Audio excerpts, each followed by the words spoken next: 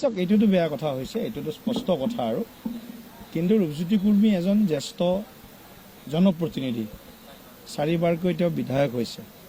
যেতিয়া এজন বক্তাই বক্তব্য দি থাকে, মই সংসদ পৰিচালনা কৰোঁ, সেই বক্তাজনৰ বক্তব্য দি থাকোঁতে বাকীসকলে শুনাৰ এটা পৰম্পৰা আছে। সেই পৰম্পৰাটো কিন্তু কালি ভংগ হৈছিল। কিন্তু ৰূপজ্যোতি ডাঙৰীয়াই, কুৰ্মী ডাঙৰীয়াই যিখিনি আসনৰ পৰা যিটো মানে উঠি চোচা মাৰি গৈছে, সেইটো জনসাধাৰণে ভাল পোৱা নাই। আৰু ভাৰতীয় জনতা পাৰ্টীৰ সংস্কাৰতো এইটো নাই।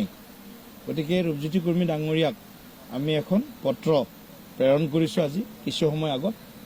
তেখেতে তাৰ বিষয়টো যাতে গভীৰভাৱে লয়, ভৱিষ্যতৰ দিনত যাতে এনেকুৱা আচৰণ অসমৰ ৰাইজে দেখিবলৈ নাপায়। কাৰণ তেওঁ এজন চাহ জনগোষ্ঠীয় নেতাটো হয়েই, কিন্তু এজন 4বাৰকৈ নিৰ্বাচিত প্ৰতিনিধি, জ্যেষ্ঠ বিধায়ক। গতিকে মানুহে বহুত বেছি আশা কৰে জ্যেষ্ঠ বিধায়কৰ পৰা। গতিকে মই ভাবোঁ ৰূপজ্যোতি কুৰ্মীয়ে এই আচৰণ তেওঁ ইতিমধ্যে ক্ষমা বিচাৰিছে।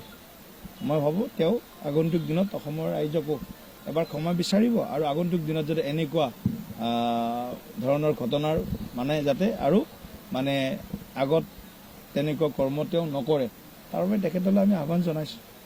হয়, আমাৰতো চাওক, আশাবাদী প্ৰশ্নটো তেনেকুৱা নহয়। প্ৰশ্ন হ'ল যে প্ৰস্তুতি কেনেকুৱা।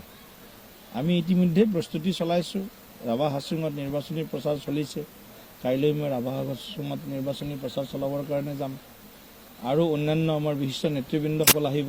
গতিকে সুন্দৰ এক পৰিৱেশ য'তেই যায় অসমৰ, বিশেষকৈ আমাৰ জনজাতীয় ভাইসকলৰ মাজত ভাৰতীয় জনতা পাৰ্টী NDAৰ প্ৰতি এক বিশেষ এটা মৰম আৰু তেওঁলোকৰ মানে আমাৰ ওপৰত আস্থা আৰু বিশ্বাস দিনক দিনে বাঢ়িছে। গতিকে ৰাভা হাছুঙত আমি বিৰোধী শূন্য কৰাৰ আমাৰ পৰিকল্পনা আছে। গতিকে ভাবিছোঁ ৰাভা হাছুঙত আকৌ এইবাৰ বিশেষভাৱে বিৰোধী শূন্য হ'ব। NDA 37টাৰ ভিতৰত 37টা জিকিবৰ কাৰণে সক্ষম হ'ব। তাৰ কাৰণে মই ৰাইজৰ আশীৰ্বাদ বিচাৰিছোঁ ৰাভা হাছুঙবাসী ৰাইজক।